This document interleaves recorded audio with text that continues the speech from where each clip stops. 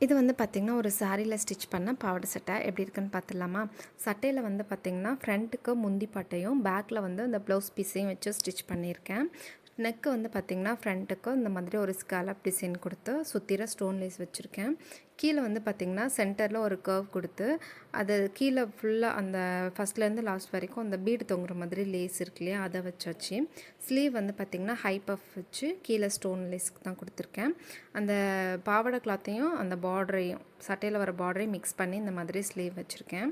பாவாடை வந்து பார்த்திங்கன்னா, இந்த மாதிரி ஸ்டிச் பண்ணிவிட்டு நம்ம ஹூக் மாட்டுற இடத்துல அந்த ஹூக்குக்கு கொக்கி தனியாக அந்த மாட்டுறதுக்கு கொடுத்துருப்பாங்க. நான் அது வைக்காமல் இந்த மாதிரி ப்ளீட் எடுத்து இந்த மாதிரி வச்சுருக்கேன். அப்போனா நிறைய வைக்கலாம், நம்ம நல்லா அட்ஜஸ்ட் பண்ணிக்கலாம். ஸோ கீழே வந்து பார்த்திங்கன்னா, பாவாடையை சுற்றிர நான் வந்து சாரீ ஃபால்ஸ் வச்சுருக்கேன். ஏன்னா ரொம்ப லேஸாக இருக்கும், பார்டர் எதுவுமே இல்லை, ப்ளைனாக இருக்குங்கிறதுனால சாரீ ஃபால்ஸ் வச்சு முடிச்சாச்சு. எப்படி இருக்குன்னு மறக்காமல் சொல்லுங்கள். ஃபோட்டோ லாஸ்ட்டில் பாருங்கள்.